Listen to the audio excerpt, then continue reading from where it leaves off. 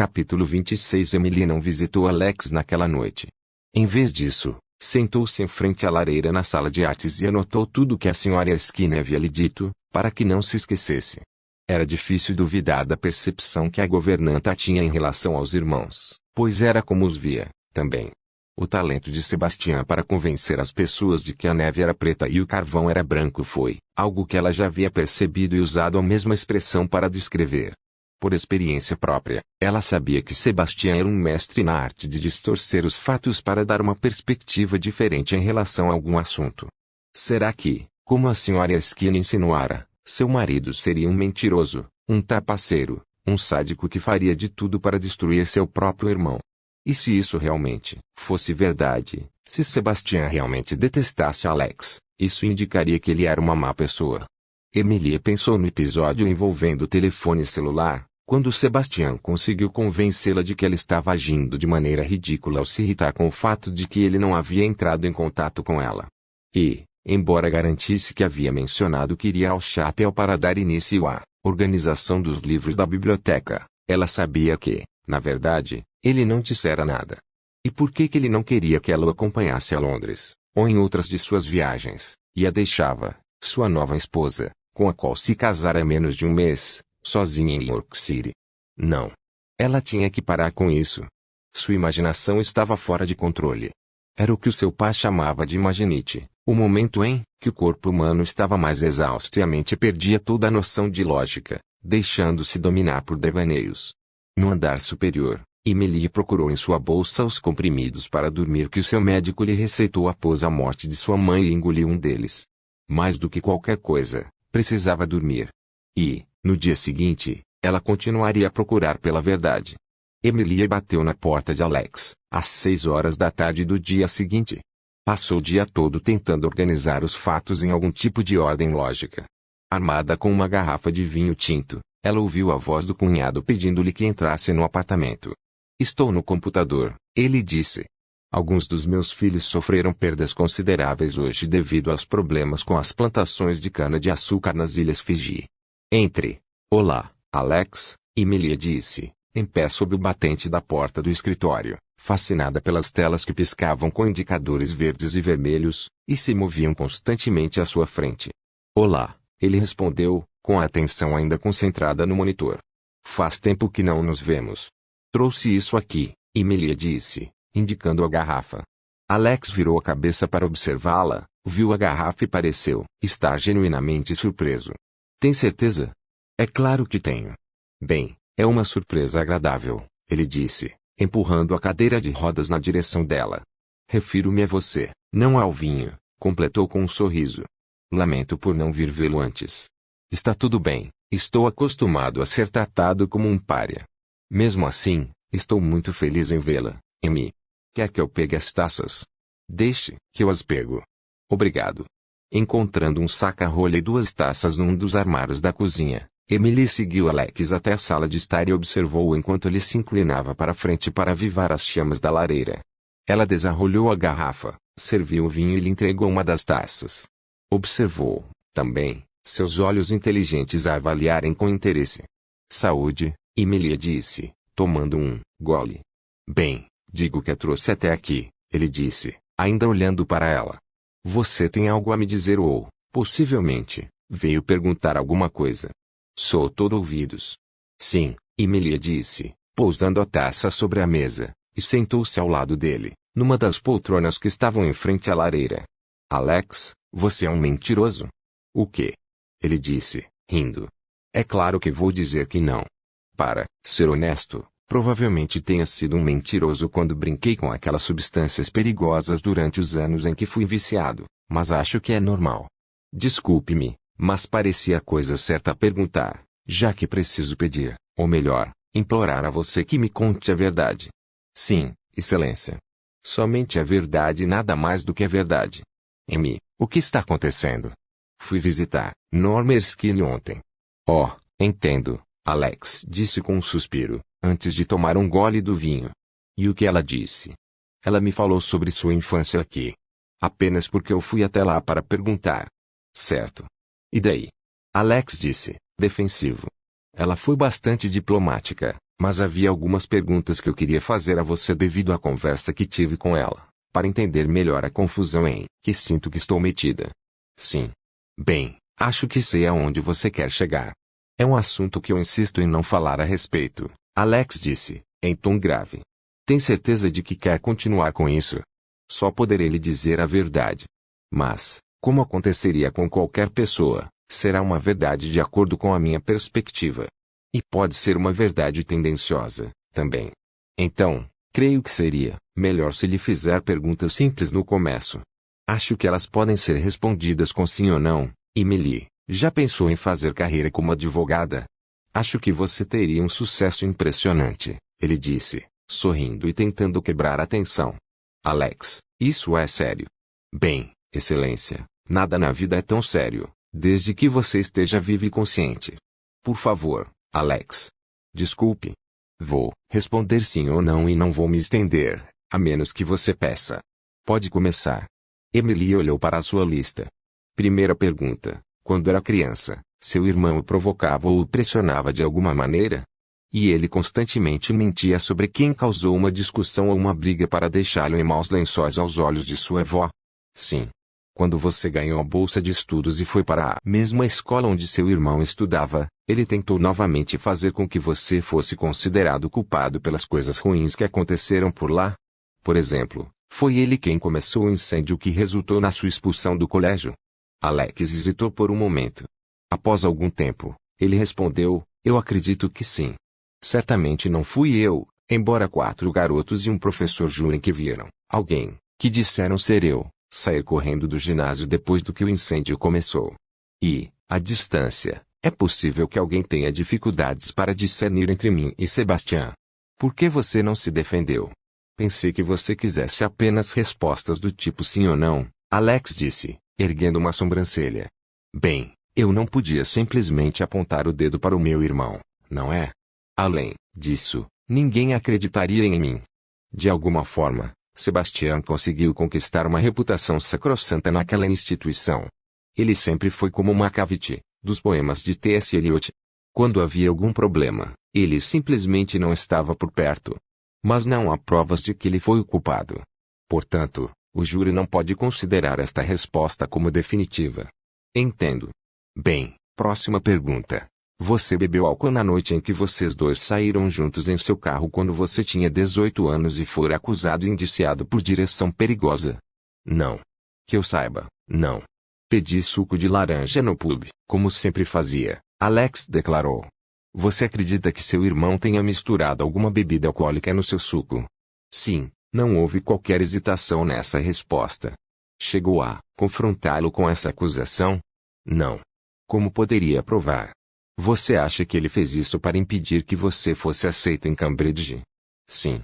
Você deixou York City e foi ao exterior para escapar de um irmão que, de acordo com a sua percepção, estava tão consumido pela inveja que seria capaz de tudo para sabotar qualquer uma de suas conquistas? Sim. Quando saiu de casa na noite do acidente, você e Sebastian tiveram uma discussão grave. O motivo da discussão era o fato de que Sebastian queria vender Blackmore Hall e você se opunha à ideia. Sim. Você culpa Sebastian pelo acidente? Não, Alex disse, enfático. O acidente foi uma fatalidade e não teve nada a ver com ele. Tem certeza? Alex hesitou outra vez e respirou fundo. Bem, eu estava furioso com ele, e nós continuamos a discutir porque ele se recusava a sair do meu carro. Estacionei num gramado que ficava à beira da estrada e estava prestes a dar meia volta quando um maluco fez a curva e nos acertou em cheio. Portanto, você pode tentar ver as coisas dessa maneira. Normalmente eu não pararia o carro num gramado se não estivesse no meio de uma discussão furiosa com o meu irmão. Mas isso é algo que qualquer pessoa pode dizer. Creio que foi simplesmente um momento de azar e não posso afirmar que tenha sido culpa do seu marido. Por favor, continue, Alex prosseguiu. Na sua opinião, desde o acidente seu irmão vem se esforçando para tornar a vida cada vez mais difícil para você? Por exemplo, contratando cuidadoras incompetentes, ou que sabe que você não vai gostar, e demitindo aquelas de quem você gosta. Sim. Em sua opinião, ele faz isso simplesmente porque quer transformar sua vida aqui no inferno para que você concorde em vender a casa ou por algum outro motivo? Outra pausa. Alex tomou um gole do vinho e olhou, imerso em pensamentos. Provavelmente. A escritura da casa menciona que nós dois somos seus proprietários e ele precisa do meu consentimento para vender. Por várias razões, não tenho a intenção de fazê-lo. Isso é tudo. Emily olhou para a lista que tinha à sua frente. Havia mais uma lista brutal que tocava em seu relacionamento com Sebastian. Mas estava perturbada demais pelo que ouviu para se atrever a pensar nas respostas para aquelas perguntas. Finalmente, ela concordou com um meneio de cabeça. Sim, é tudo. Acho que você sabe que, se fizer as mesmas perguntas ao meu irmão, você teria respostas completamente opostas, não é? Sim. Mas lembre-se, Alex. Eu tenho olhos, ouvidos e um cérebro também.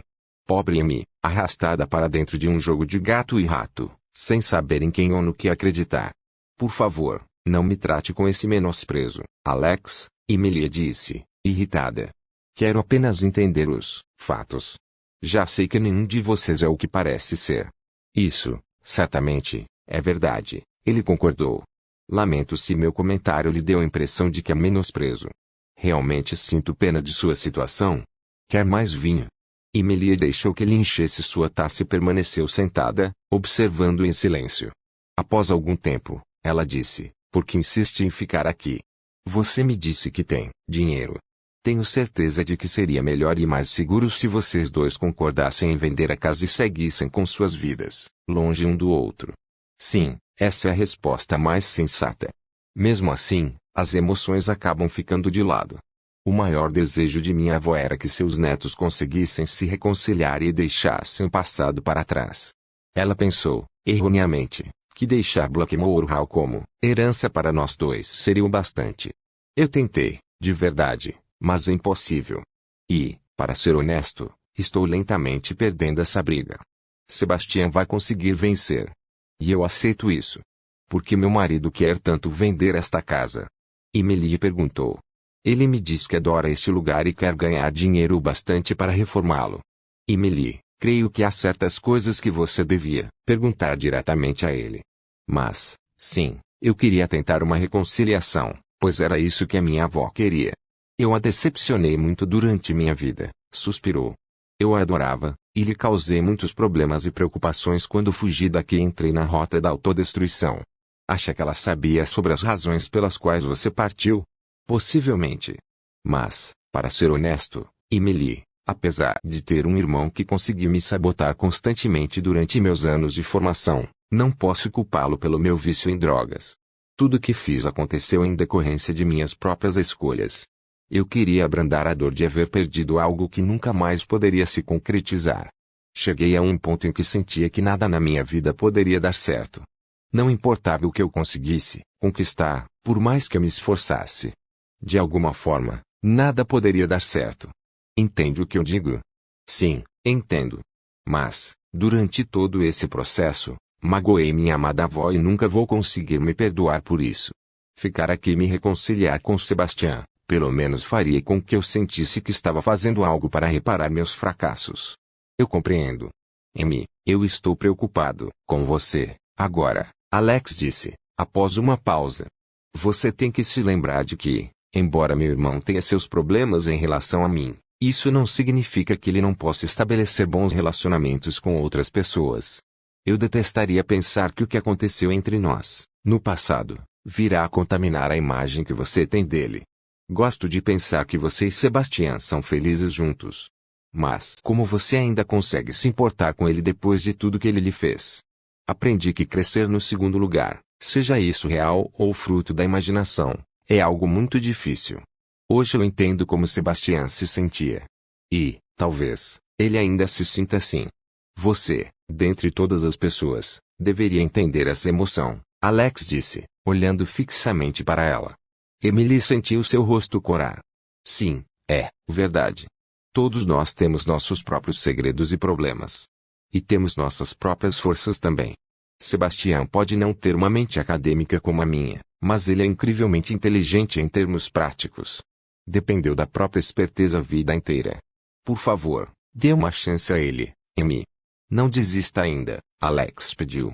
Não desistirei, ela prometeu. Bem, que tal jantarmos agora? Alex sugeriu. Recebi uma entrega do mercado hoje mesmo. E, talvez, você também possa me contar o que soube sobre o passado de minha avó enquanto esteve na França. Durante o jantar, Emilie repetiu a história que Jacques lhe contara, tentando manter-se o mais fiel possível. Nada disso chega a me surpreender, Alex disse, quando ela concluiu o relato. Constância era uma mulher maravilhosa, Amy. Gostaria que você tivesse tido a oportunidade de conhecê-la. Emily viu o amor que Alex sentia pela avó em seus olhos. Há pouco que eu possa dizer, além do fato de que lamento. Obrigado, Amy, Alex disse, com um sorriso fraco. Essa dor nunca vai desaparecer, mas talvez essa seja a maneira que as coisas devam ser. O choque de perdê-la certamente fez com que eu repensasse várias coisas em minha vida. Fez com que eu me tornasse uma pessoa melhor. Emily percebeu que já passava da meia-noite. Preciso ir agora, Alex. Vou viajar para a França amanhã para ouvir o restante da história, mas virei visitá-lo assim que voltar. E obrigada por ser tão honesto e justo em relação ao Sebastian. Boa noite. Curvando-se levemente, ela beijou o rosto de Alex. Boa noite, Amy. Alex observou sair do apartamento com um suspiro. Havia muitas outras coisas que ele deveria ter contado, mas entendia que suas mãos estavam amarradas. Ela teria que descobrir por seus próprios meios a verdade sobre o homem com quem se casara. Ele não poderia fazer mais nada. De volta à outra parte de Blackmore Hall, Emilia deitou-se na cama, sentindo-se incomodada, mas também aliviada por saber a verdade sobre a relação entre os irmãos. Armada com os fatos, ela se sentia mais capaz de lidar com a situação. Seu marido não era um louco, apenas um garotinho inseguro que sempre viveu com uma profunda inveja do irmão mais novo, que o superava em tudo. Isso fazia dele uma má pessoa. Não. Agora ela compreendia Sebastian. Seria possível ajudá-lo a superar seus problemas. Ele precisava sentir-se amado, valorizado e seguro. Diferente de Frederick Falk, um dos irmãos não poderia ser totalmente maligno enquanto o outro era bom. Nem a vida nem as pessoas poderiam estar em opostos tão extremos. Emily suspirou enquanto apagava a luz para dormir. Estaria criando justificativas para o comportamento de seu marido simplesmente porque não era capaz de aguentar a verdade? Será que havia cometido um engano terrível? Quando Emilia chegou ao château na tarde seguinte, a visão das janelas e portas cobertas por tapumes e andaimes lhe causou uma dor quase insuportável. Passou 2 horas com o arquiteto, examinando todos os detalhes que haviam sido concluídos nas obras. Em seguida, foi até a vinícola, onde, como de hábito, Jean estava sentado em sua mesa, trabalhando com a documentação e a papelada da empresa. Emily, é ótimo revê-la, ele disse, sorrindo, enquanto se levantava, e beijou-a nas faces. Como está seu pai? Ele está se recuperando, conforme a primavera começa a chegar. Está descansando no momento e estará pronto para continuar com a história hoje à noite. Disse que quer que você saiba que a história não tem um final feliz. Depois daquela última semana de confusão mental emocional, contrastada com a alegria de poder estar de volta à luz e ao ar morno da primavera provençal, Emily sentia-se pronta para lidar com isso. Jean, estamos falando do meu passado, não do presente ou do futuro. Garanto-lhe que sou capaz de lidar com isso. Ele a observou com atenção antes de fazer um comentário. Emily, de algum modo, você está bem diferente. Tenho a sensação de que você cresceu. Perdoe-me pelo comentário. Imagina, Jean. Eu acho que você está certo. As pessoas dizem que a morte de uma geração anterior significa que você realmente virou uma pessoa adulta. Talvez seja um prêmio pela tristeza de perdê-los. Talvez. E agora, enquanto meu pai descansa, podemos falar sobre a vinícola. Quero explicar meus planos para a expansão. Emilia tentou se concentrar nos fatos e números que Jean lhe apresentou, mas não se sentia qualificada para opinar a respeito. Não conhecia nada sobre o mercado ou a indústria de vinhos, e sua falta de habilidade fazia com que se sentisse constrangida ao constatar que Jean tinha que pedir sua permissão para expandir os negócios da vinícola. Confio em você, Jean. Sei que fará o que for possível para tornar a cave mais lucrativa, ela disse, enquanto ele guardava seus papéis. Obrigado, Emily. Mesmo assim, preciso comunicar minhas ideias e discuti-las com você. Você é a dona da empresa e das terras. Talvez essa não seja a melhor opção, ela disse, sentindo que uma ideia surgia em sua mente naquele momento. Talvez você devesse ser o dono da vinícola. Jean olhou, surpreso. Bem, que tal tomarmos uma taça de rosé, e conversarmos mais a respeito? Os dois se sentaram no terraço atrás da casa de Jean e discutiram como poderiam transformar a ideia de Emilia em realidade. Acho que eu poderia comprar a empresa, mas continuaria a alugar as terras ou arrendá-las. Isso significaria que a pessoa que me suceder na cave não poderia separá-la do Château, Jean sugeriu. Não posso oferecer muito, pois terei que tomar um empréstimo no banco e levará algum tempo até que eu possa pagar os juros. Mas, em troca, posso lhe oferecer uma porcentagem de qualquer lucro que eu tenha. Acho que, em princípio, parece bastante sensato, e Melia concordou. Eu teria que perguntar a Gerard o que ele acha da ideia, e talvez verificar se existe alguma declaração ou documento elaborado por algum de meus antepassados que proíba esse tipo de negociação. Mesmo assim, tenho certeza que eu poderia removê-los. Afinal, da noite para o dia, eu me tornei todo-poderosa, ela disse, com um sorriso. Combina bem com você, Jean disse, rindo. Talvez combine, Emilia disse, bebendo vinho enquanto se deixava levar por seus pensamentos. Sabe, logo depois que minha mãe morreu, a ideia de administrar os bens e o patrimônio da família me aterrorizava, com toda a complexidade envolvida. Meu primeiro instinto foi vender tudo. Mas aprendi muitas coisas nesse último ano. Talvez eu seja mais capaz do que acreditava. Ah, me desculpe. Não quis parecer arrogante. Emily, uma parte do seu problema sempre foi não acreditar em sua própria capacidade, Jean emendou. De qualquer forma, se você realmente quiser pensar mais a respeito, eu gostaria muito de chegar a um acordo. Bem, imagino que você esteja com fome. Vamos entrar e comer algo. Em seguida, será a hora de meu pai lhe contar mais uma parte da história. Quando avistou Jacques, Emilia teve a impressão de que ele parecia bem melhor do que na última vez em que o vira. É o ar da primavera que está aquecendo meus ossos, ele disse entre risos, deliciando-se com o jantar, um peixe assado comprado no mercado de Gassim. Bem, está pronta, Emilie? Ele perguntou, enquanto se sentavam na sala de estar. Preciso avisá-la de que a história é complexa, por assim dizer. Estou pronta. Se eu me lembro bem, Constance e Sophie haviam chegado ao Château e Edward conseguira fugir para a Inglaterra. Paraíso, uma manhã dourada, um pêssego doce e maduro, um mar azul beijando a praia. Um cheiro de primavera, uma rosa orvalhada da qual perfume enche um nariz ansioso. A beleza em toda parte, um banquete para os sentidos se refestelarem. Uma cela escura, o medo da noite, o vento mistral sopra com toda a força. O frio do inverno em uma terra infértil, o frio mordaz na mão gelada. A beleza, agora, fechou suas portas e foi-se embora para um porto distante.